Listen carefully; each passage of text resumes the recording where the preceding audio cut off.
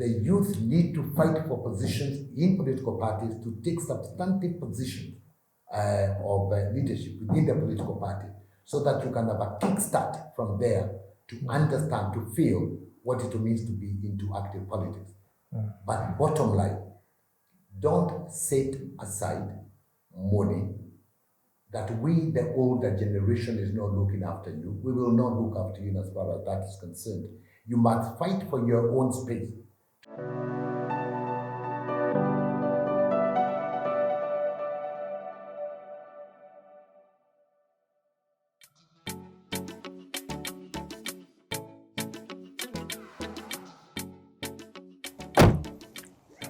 We cannot run away from politics.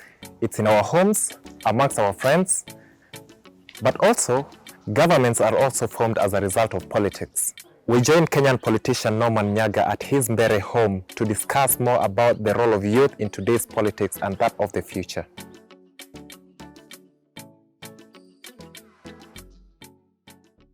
Thank you very much, Honorable Nyagah, for giving us this time. As a politician in this country, what really inspires you to be in politics? Let me begin off by first welcoming you to my home office and welcome Success Africa into this part of the world for the Embu County. Interesting question. Why did I become interested in politics? I have no idea. But if I take my memory on the lake, the following comes into my mind. At the age of 7 years, my father joined politics from teaching, and I attended many meetings with him around this country. And obviously, as a child to a politician, I got myself involved. And I saw many people come home to my parents. I listened to them, I sat there, and little did I know I was being billed and being remotely being told to join politics. That's essentially how I became a politician. And obviously, as I grew up, I was able to distinguish between the good and the bad, and I felt I had some space in my life to make a contribution for this country and this world. That's essentially how I joined politics. As a result of your experience in politics, do you think there's a place or a space for the youth in politics today? In a very big way. I cannot agree with you more when you say that politics is what shapes any country, because the policies in developing a nation are derived from the policies that are set by government through parliament and through the executive. And that is predominantly what determines the direction a country is going to take. So if you give bad leadership, that is what you get in return. Politics, particularly in Africa, is a game of who is who, and that tends to leave out the youth into taking active politics. One, the African mentality is such that once is a baby, for as long as you're staying with your parents, you continue to be a baby, and you do not have a formulation where we are able, like in the old days, long before I was born, where you had a situation where a generation would be able to then leave leadership to the younger generation.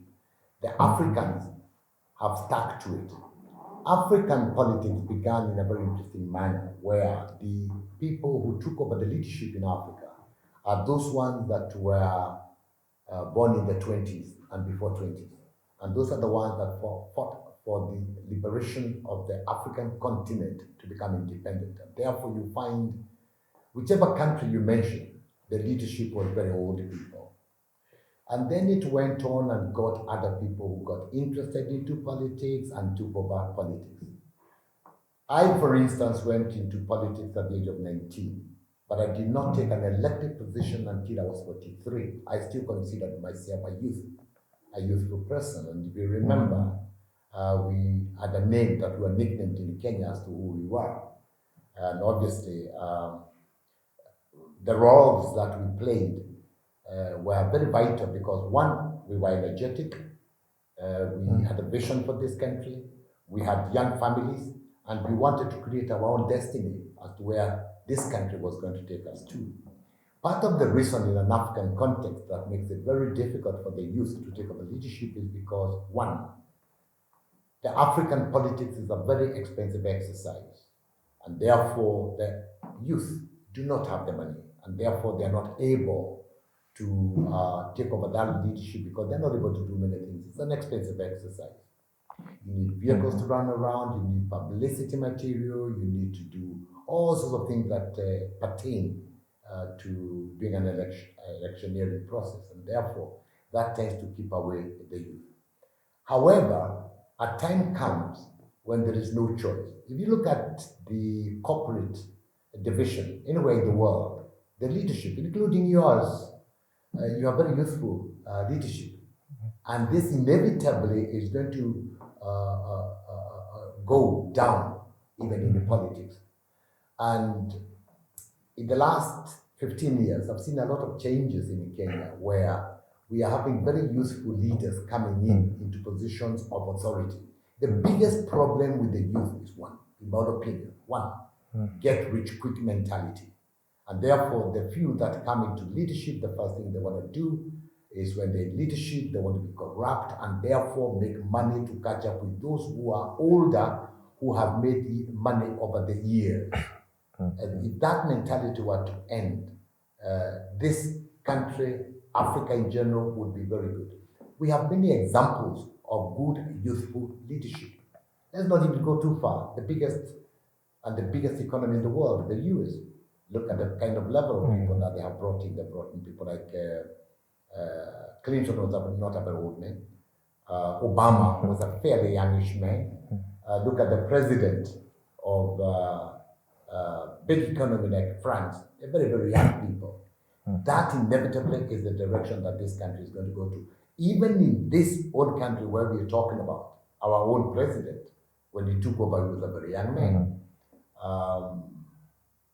His deputy is a very young man. And therefore, that is where we are headed to. People like us are remotely being removed from active role.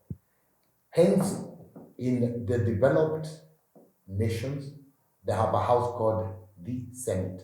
The Senate is a house for the aged, the house for the old, people who are able to bring in wisdom, and you can never buy wisdom. Wisdom is grown with you as you grow up, and therefore they countercheck the lower house, which is called the parliament. Unfortunately, in our own situation, we have great confusion where parliament feels is a much higher house than Senate. Is a misconceived idea, and it will never work. The more we continue to have wars between the two houses, the more this country continues to suffer. And therefore, yes, youth inevitably have to force us, the older generation, to leave. Almost 70% of Kenyans today are youth. If the youth determined and decided that they were going to elect all youthful leaders in this country, we would. But are you united? Are you easily bought by the old and the rich? And the answer is yes. So the youth has its own problem. I must hasten to add that youth is not a permanent situation. You grow into an old person. I'm now 71, going to 72. And therefore, at one point, I used to think I'll never grow into an old man. Today, I'm an old man. I used to consider myself youthful. I was going to stay youthful, and that was a delusion that was going to happen. Therefore, even when we talk of youth participation, we must be very, very careful of what you're talking about. Okay. Now, you've spoken about the Senate and you've spoken about Parliament. And you've given your sentiment that the Senate is the house of the old where wisdom can be drawn from. Absolutely. However, over the last decade, we've seen polarization of individuals, especially from being drawn from politics. We've seen that also in the American politics, and also, but unfortunately, it's also getting into African politics. So from the point of wisdom, in your political experience, how have you worked with people who shares different political philosophy other than yours? Well, for me, I was elected initially. I've represented two constituencies in my life. And I began off by being member of parliament in a rural constituency, which is where you are today. I then finally moved on to an urban constituency in Nairobi, where I was for another 10 years. And ordinarily in Kenya, it was the other way around. One ran away from an urban constituency into a rural constituency where one feels that he has ownership within the local context of a constituency. I have a broad-based mind, I have a broad-based involvement, and I've always, and I never stop saying that I was privileged to maybe have had a very good background through my education, having gone to an institution called the Prince of Wales, which produced the head of Liberal Party, David Stephen UK, who I personally knew extremely well. I had the opportunity of working with the Congress and Senate in the US as a member of the opposition, and therefore I learned a lot of issues on governance, structures, how the operations of those countries govern. I'm a very widely traveled person in many democracies. I cannot even enumerate the kind of countries I've been to, looking at various structural organizations in government, whether in Europe, in Africa, in Asia. I can always give examples of people that I have worked with. And if I were to start naming them, you'd be here the whole evening. And therefore, for me, I have a fairly general feeling of having worked with these people. Let me come back to my own home country, where I started working very closely with the older generation. I'm talking of people like Dr. Kiano, James Gishuru, Jeremiah Nyagah, my father, people like Mzee people like Jaramogi, for many, many years. And therefore, in fact, when we were trying to remove the autocratic government of our president, who was there for 24 years, then literary teacher of Moi, for me, all I did was I ran to people like Ngei, who are my very good friends and my neighbors, and people like Ndenge, for a device, because at that time we wanted to create a party for the youth. And that association built my confidence in being able to take over leadership. Of the 32 members of the original 40 in Kenya, which was the first originally registered political party in the opposition in Kenya, I was a member of it. I was part and parcel of that registration with the likes of the people that many people know. The one who was most popularly known was Mr. Jaramogi Odinga. And obviously, he taught us a lot, having been a veteran of politics for a long time. Again, don't forget, I come from a home of politics, where my father joined politics and became a member of parliament in 1958. And he continuously won elections until the day when he decided on his own accord that he wasn't going to run for an elected position, and retired in 1992 when I took over his political seat. My father at the time, obviously having worked very closely with him, up to today holds the longest record of being the longest serving cabinet minister in Kenya. Let me also brag that he was the longest serving Minister for Agriculture for 11 and a half years in the world. And therefore, obviously working with that kind of group, it can be a very, very good scenario to look at politics. And therefore, when I look at politics, I don't look at it from the narrow. I look at it from a very wide, I look at it from outside the box in my thinking when it comes to dealing with politics. Okay.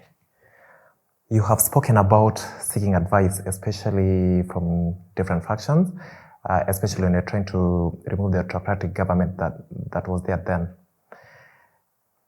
However, you come from a political family.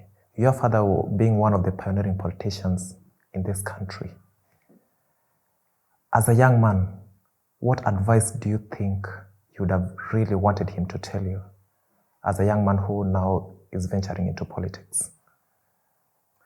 Maybe for me, I am privileged in that I sat around my father for a very long time. I stuck around him for a long time. From those days when he was in Lancaster 1, 2, up to the last one. And therefore, and having gone with him into meetings, for me it was very easy to be assimilated into politics. What I would want to particularly ask the youth is not to be in the mourning mood all throughout what the older generation is not doing, and you just sit put and expect manna from heaven to just flow in. Youth people need to be involved politically. And what do I mean by they need to be involved politically? They need to own political parties. And how you own a political party is by registering and being a member of a political party. And therefore, you have a say when it comes to political forums, in the meetings that your view should be taken. The youthful people should not be taken for granted by political parties, because you have things called like youth wing departments in political parties. You have women youth wing in political parties. No. The youth need to fight for positions in political parties, to take substantive positions of leadership within the political party, so that you can have a kickstart from there to understand, to feel what it means to be into active politics. But bottom line, don't set aside money that we, the older generation, is not looking after you. We will not look after you as far as that is concerned. You must fight for your own space to be part and parcel of a political party, own it, participate in elections. A person who does not elect anybody is a person that creates bad governance. Let me give our own context, what I have found a lot in Kenya. When on election day arrives, the youthful people do not want to go out into the voting areas and vote until they are given bribes by the rich and the mighty, and only then do they vote on the strength of having been bribed by the rich and the politicians who have a lot of money.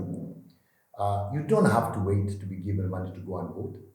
You should be able to use your brain. You're more educated than our generation. Literally every single person that is youthful at your age has been through university. Many of our age groups didn't manage to go to universities.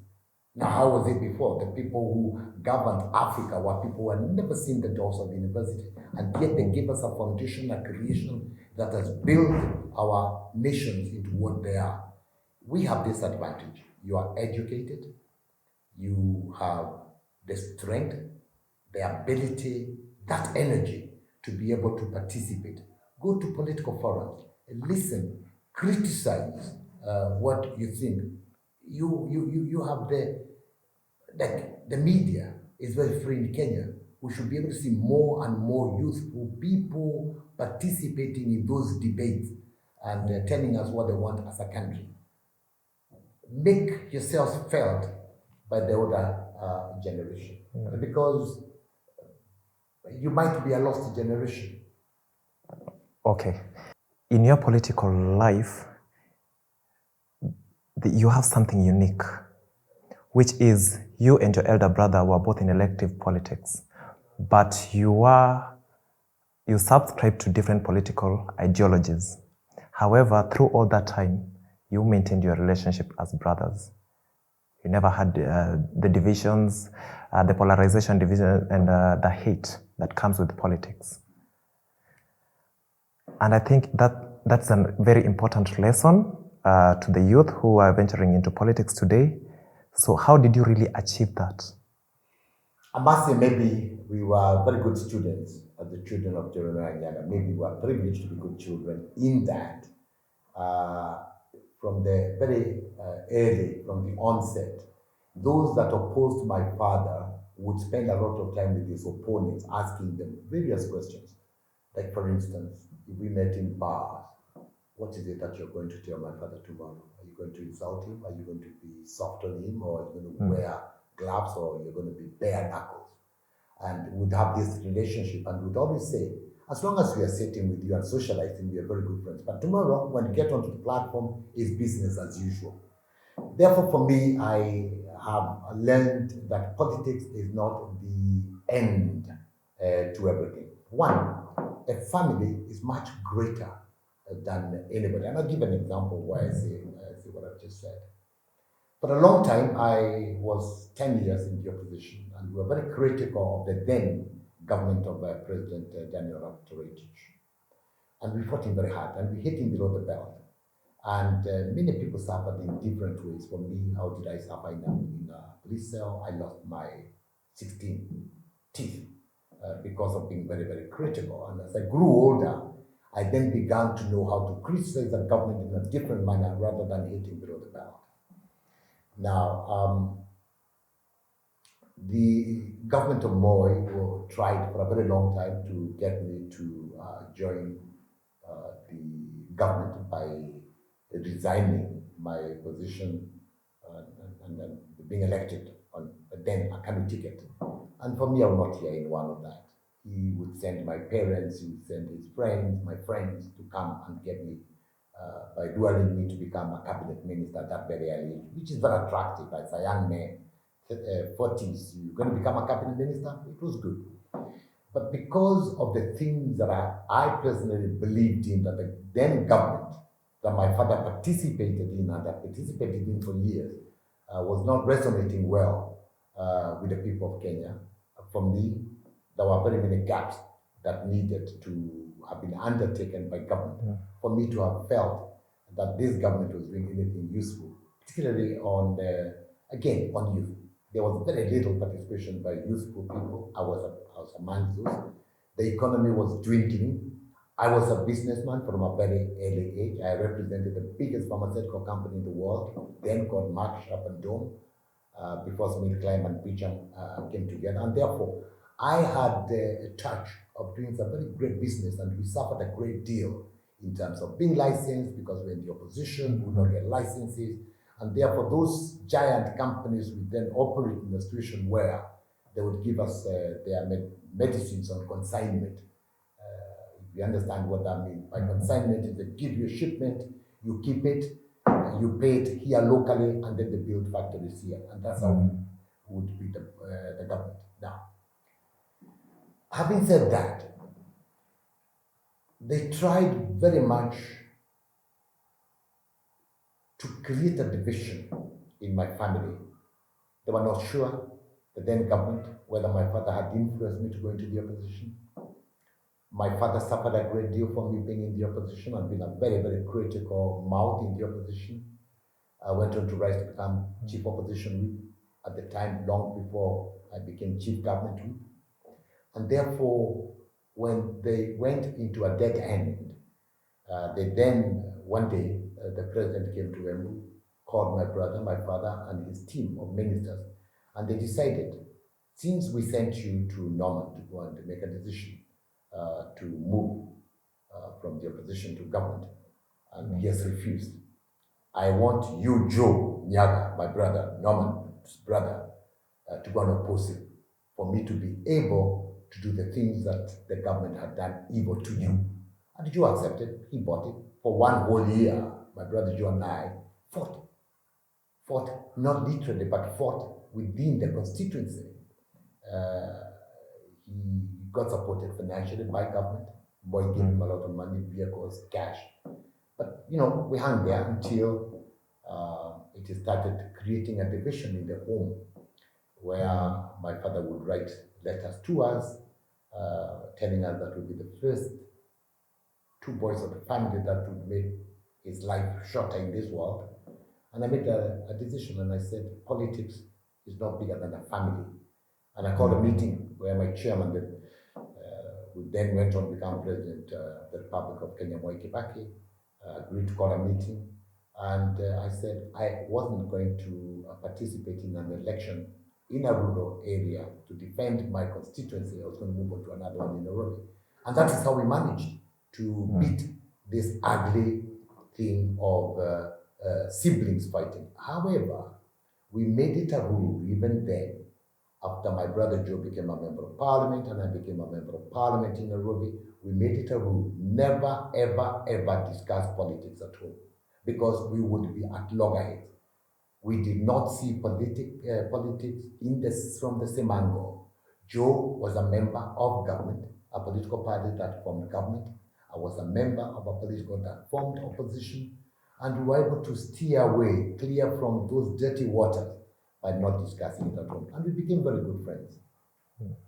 Joe and I, my brother, never at any one point joined politics in the same party, other than on one occasion when Kibaki came in and I had to do a lot of conversing to my big brother to accept to join politics.